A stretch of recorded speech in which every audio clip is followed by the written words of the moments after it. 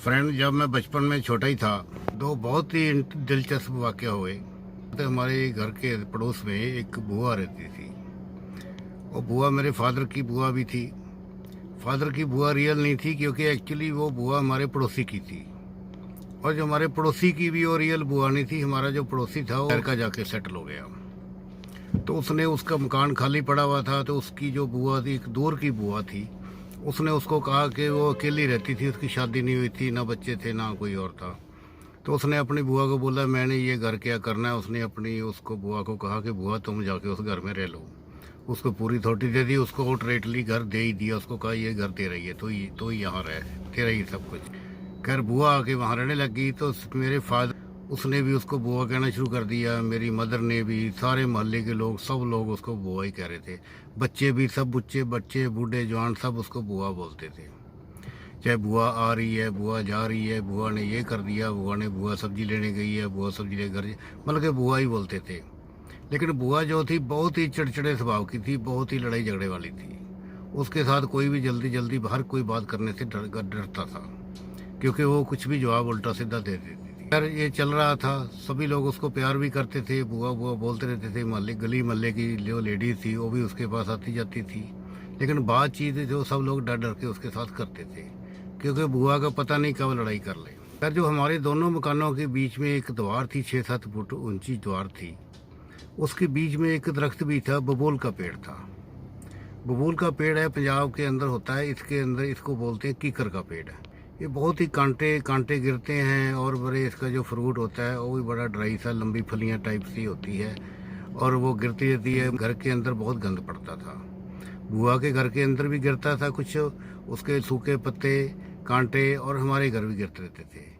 मेरी माँ सारा दिन झाड़ू लेके उसको, जो कांटे गिरते थे, जो पत्ते गिरते थे, जो पेड़ था उसके ऊपर कौवे बैठते थे, चिड़ियाँ बैठती थी, वो सारे जो है ड्रॉपिंग वगैरह करते रहते हैं। आपको पता ही है, जो पक्षी होते हैं वो भी नीचे गिरते रहते थे।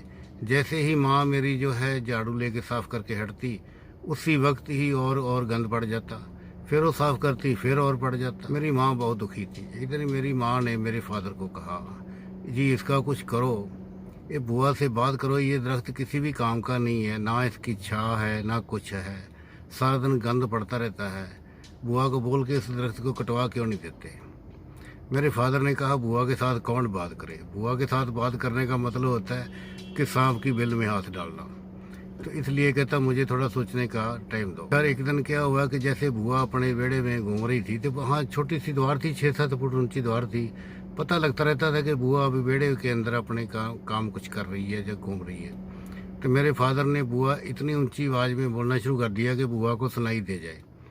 वो मेरे फादर बोला, आहा ये जो बबूल का पेड़ है, ये तो बहुत ही स्वर्ग बना दिया इसने हमारे घर को।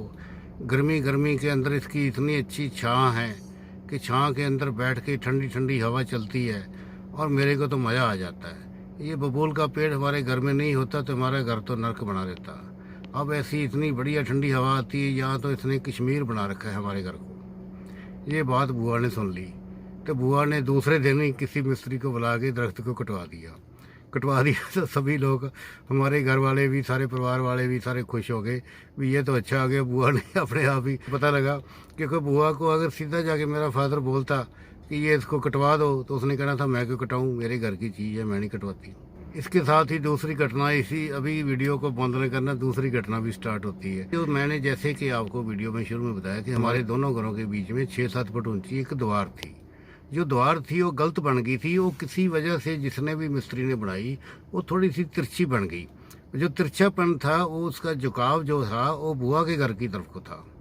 एक दिन बुआ के पास आके मोहल्ले की 2 जनानियां बैठ गई, जो कि बड़ी चुगलखोर थी। उन्होंने बुआ को भड़काना शुरू कर दिया, बुआ ये देख, ये जो द्वार है ये तिरछी है, तेरे घर की तरफ गिर रही है।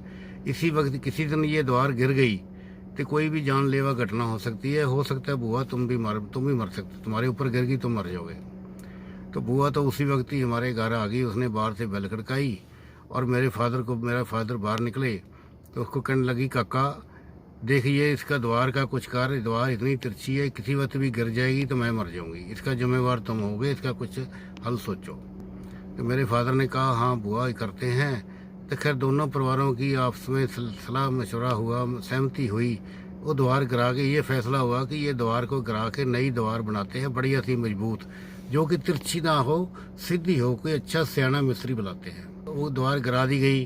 दीवार दोबारा बननी जैसे शुरू हुई तो जैसे मिस्त्री आया उसने कहा कि दोनों परिवार इकट्ठे हो जाओ, बुआ को भी बुला लो और मेरे फादर को बोला तुम भी आ जाओ। कि उसने कहा कि ये बता दो कि ये नींव कहाँ से शुरू करनी, कहाँ से ईंट लगानी शुरू करूँ। तो खैर जी मेरा फादर भी था, उधर से बुआ थी। तो मेरा फादर कहे ईंट यहाँ लगाओ, यहाँ हमारी जगह बनती है। जो बुआ थी साथ वाली वो कही ऐसे बननी है। दोनों की इसके ऊपर सहमति नहीं हुई। जहाँ मेरा फादर बोलता 2 इंच इधर, तो मेरी जो बुआ थी वो बोलती 2 इंच उधर। खैर क्या हुआ, फैसला ये हुआ कि पंचायत के लोगों को बुला लेते हैं। पंचायत के 2-4 जो थे नेता लोग जो थे, सीनियर मोतबार लोग आए, उन्होंने आगे फैसला कराने की कोशिश करी। 2 दिन वो आते रहे। दोनों ने मेरे फादर को भी समझाया, वो बुआ को भी समझाया, दोनों की कोई सहमति नहीं हुई। अल्टीमेटली काफ़ी माथापच्ची करने के बाद, 2 दिन वेस्ट करने के बाद जो पंचायत के बंदे थे वापस गए। वो कहते हमारे से आपका फैसला नहीं होता, तुम्हारा झगड़ा तुम जानो, तुम ही निपटाओ। ना वो मानता है ना वो मानता है। तो तीसरे दिन फिर जो मिस्त्री था, जो बनाने वाला, दीवार बनाने वाला, फिर आ गया। उसने फिर आके मेरे फादर को कहा जी ऐसे आपका फैसला करो, जो भी करना है इसका, कहाँ से दीवार बनानी है तो बताओ, नहीं बनानी तो बताओ, मैं जाता हूँ कोई और काम करूँ। मेरे फादर को आया गुस्सा, उसने एक ईंट उठाई। ईंट उठा के बुआ को बुलाया, बुआ को कहा बुआ जी आप ही सियाने हो, आप ही समझदार हो, आपको जहाँ मन करता है वहीं ईंट लगा दो। तो ये सुनते ही बुआ बड़ी खुश हो गई। बुआ थी इतनी गुस्से वाली थी, उसके चेहरे पर एकदम हल्की सी स्माइल आई। उसने ईंट अपने हाथ में पकड़ी, वही जो मिस्त्री था उसको पकड़ा दी। उसको मिस्त्री को बोला कि यहाँ तेरे को ठीक लगती है वहीं लगा दे। मिस्त्री ने वो ईंट जैसे लगानी थी लगा दी, दीवार बन के खड़ी हो गई। तो झगड़ा खत्म हो गया।